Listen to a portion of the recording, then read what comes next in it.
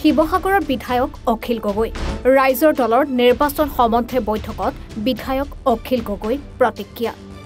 গৌৰৱ গগৈয়ে যোৰহাট লোকসভা সমষ্টিৰ চুককোণ চিনি পাবলৈ এটা মাহ সময় লাগিব কিন্তু তপন গগৈয়ে হিন্দী আৰু ইংৰাজী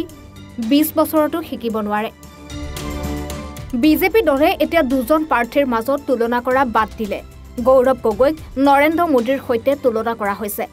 লৰিণজ্যোতি গগৈ আৰু গৌৰৱ গগৈ আন্দোলনৰ নেতা তেওঁলোকৰ প্ৰাৰ্থিত্ব লাভৰ ক্ষেত্ৰত মোৰ কোনো হাত নাই মই মাত্ৰ গৌৰৱ গগৈয়ে যোৰহাট লোকসভা সমষ্টিত টিকেট পাব লাগে বুলি ৰাহুল গান্ধীক অনুৰোধহে জনাইছিল পীযুষ হাজৰিকাৰ বক্তব্যৰ প্ৰতিক্ৰিয়া গৌৰৱ গগৈ সন্মুখত তপন গগৈ এটা শিশুৰ নিচিনা মোৰ আজি 3 দিন ধৰি জ্বৰৰ দেহাইৰে মই আজি গৌৰৱ গগৈৰ সৈতে পদযাত্ৰাত অংশ ল'ম বিজেপি দলে এতিয়া ভয় খাইছে তেওঁলোকৰ পৰাজয় হ'ব আমি গৌৰৱ গগৈক সৰ্বতো প্ৰকাৰে সহায় কৰিম শিৱসাগৰত ৰাইজৰ দলৰ নিৰ্বাচন সম্বন্ধে বৈঠকত বিধায়ক অখিল গগৈ প্ৰতিক্ৰিয়া আগন্তুক লোকসভা নিৰ্বাচন সন্দৰ্ভত যোৰহাট লোকসভা সমষ্টিৰ অন্তৰ্গত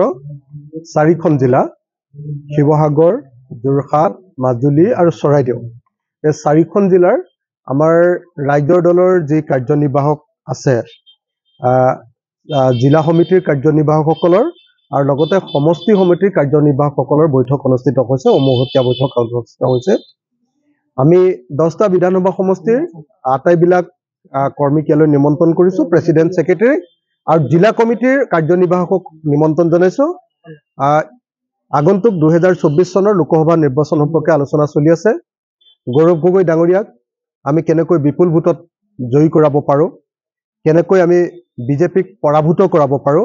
আৰু কেনেকৈ আমি যোৰহাট লোকসভা সমষ্টিৰ মান ৰাখিব পাৰো এজন যোগ্য সাংসদক কেনেকৈ জিকাই পঠিয়াব পাৰো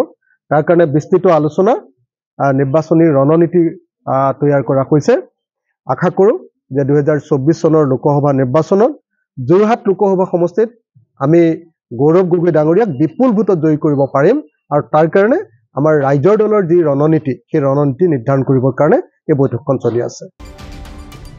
শিৱসাগৰৰ পৰা মণি গগৈৰ ৰিপৰ্ট এনি ভাৰত 24